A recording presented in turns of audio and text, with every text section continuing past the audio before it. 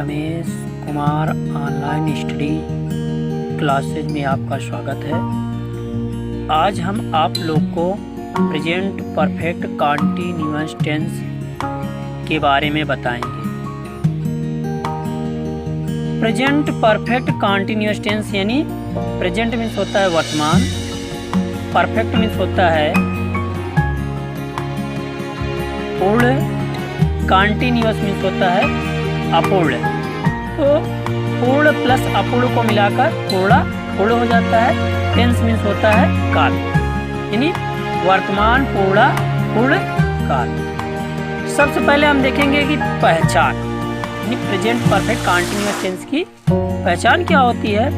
तो first number है, इस टेंस में काम भूतकाल में प्रारंभ होकर वर्तमान काल में जारी है और जारी रहने का समय भी दिया रहता है। सेकंड नंबर, इस काल के वाक्यों में क्रिया के अंत में रहा है, रही है, रहा हूँ, रही हूँ, रहे हो, रहे हैं, रही है आदि आते हैं। अब देखेंगे definition. Present perfect continuous tense की डिफिनीशन क्या होती है। भाई वो तो पहचान था।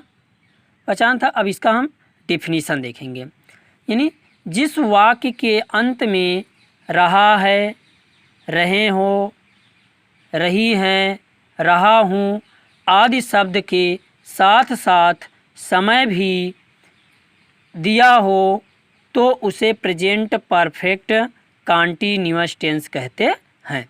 यानी जिस वाक्य के अंत में रहा है, रही हैं, रहे हो, रहा हूँ आदि शब्द के साथ साथ समय भी दिया हो उसे हम प्रेजेंट परफेक्ट कॉन्टिन्यूअस टेंस कहते हैं। अब आता है इसका नियम।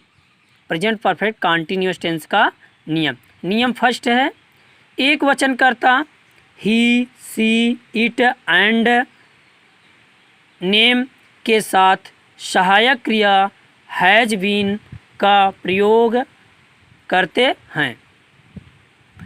दूसरा नियम है, बहुवचनकर्ता यू, वी, दे एंड आई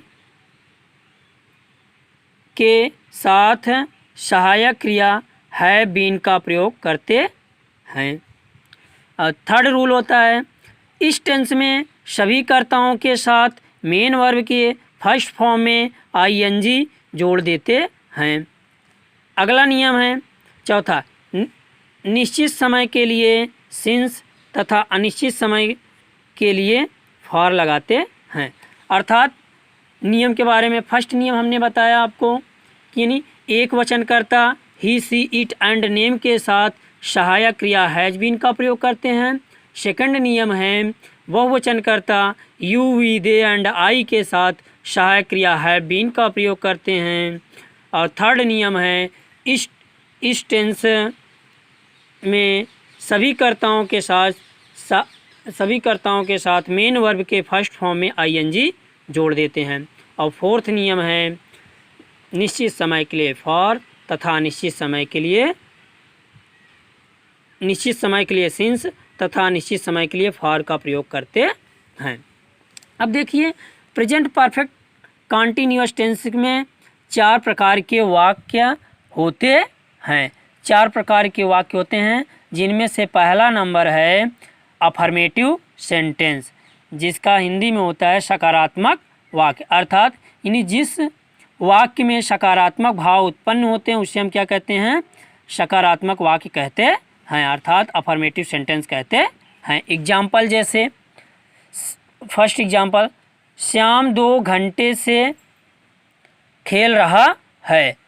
तो श्याम 2 घंटे से खेल रहा है तो सबसे पहले हम ये जानेंगे कि ये किस टेंस का है। टेंस को पहचान लेंगे। यानी हमने आपको बताया है जिस वाक्य के अंत में रहा, रही, रहे के बाद है, हूँ, हो दिया हो तथा साथ ही साथ समय भी दिया हो उसे हम प्रेजेंट परफेक्ट कॉन्टिन्यूअस टेंस कहते हैं। तो टेंस को हमने पहचान लिया। वाक्य के अंत में रहा है, रही है, दिया है और समय भी 2 घंटे दिए हैं। अब देखते हैं कि हमारा जो अनुवाद है वो सिंगुलर है कि प्लूरल है। तो श्याम, श्याम क्या है? नाम है। श्याम एक वचन है, इसलिए Shyam has been playing for 2 hours, मतलब श्याम 2 घंटे से खेल रहा है। सेकंड है, मैं 3 बजे से किताब पढ़ रहा हूँ। मैं मतलब क्या है? बहुवचन है, इसलिए क्या हो जाएगा आपका? I have been reading book since 3 o'clock। ये तो अफर्मेटिव का एग्जाम्पल था। अब उसके बाद बी नंबर है निगेटिव सेंटेंस। निगेटिव सेंटेंस मतलब होता है नकारात्मक वाक्य। अर्थात निगेटिव सेंटेंस की परिभाषा यानी जिस वाक्य के अंत में नहीं शब्द दिए हों उसे निगेटिव सेंटेंस कहते हैं। तो एग्जाम्पल हम देखेंगे। एग्जाम्पल में फर्स्ट नंबर है, हम 2 घंटे से फुटबॉल नहीं खेल रहे हैं। तो हम क्या है? बहुवचन है, इसलिए आपका क्या आ जाएगा? We have not been playing football for 2 hours. अनिश्चित समय के लिए फॉर लगता है। 2 घंटे से, अब पता नहीं 2 घंटे से मतलब कब से खेल रहे हैं, तो 2 घंटे क्या है आपका? अनिश्चित समय है, इसलिए फॉर लग गया। दूसरा एग्जाम्पल है, सीता 2 बजे से अपना कार्य नहीं कर रही है। तो Sita has not been doing her work since 2 o'clock, क्योंकि 2 बजे से, 2 बजे क्या है? निश्चित समय है। 2 बजे निश्चित समय, इसलिए यहाँ पे हम सिंस का प्रयोग करते हैं। ठीक है।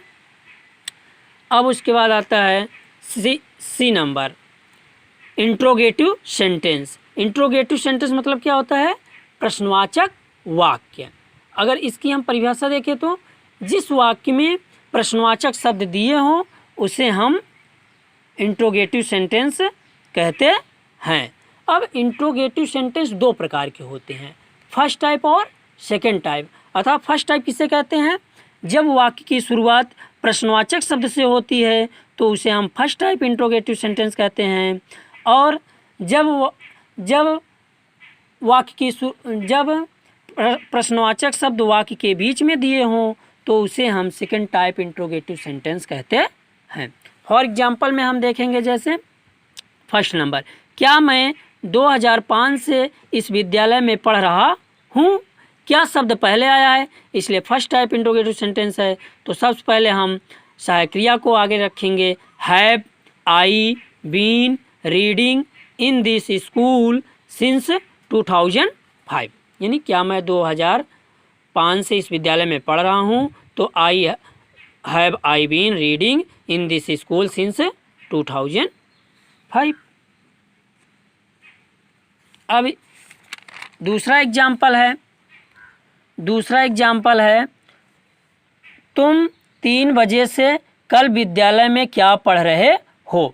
तो इस वाक्य में हम देखते हैं कि क्या शब्द बीच में आया है। इससे हमें पता चलता है कि ये सेकंड टाइप इंट्रोगेटिव सेंटेंस है। तो सेकंड टाइप इंट्रोगेटिव सेंटेंस जब रहता है तो हम प्रश्नवाचक शब्द से ही वाक्य की शुरुआत करते हैं। तो क्या शब्द है, इसलिए क्या के लिए क्या होता है? What have you been reading in the school since 3 o'clock tomorrow, यानी इस टेंस में कल की अंग्रेजी को हम टुमारो लिखते हैं, क्योंकि प्रेजेंट टेंस में कल की अंग्रेजी टुमारो होती है, पास्ट टेंस में कल की अंग्रेजी यस्टरडे होती है और फ्यूचर टेंस में भी कल की अंग्रेजी टुमारो ही होती है।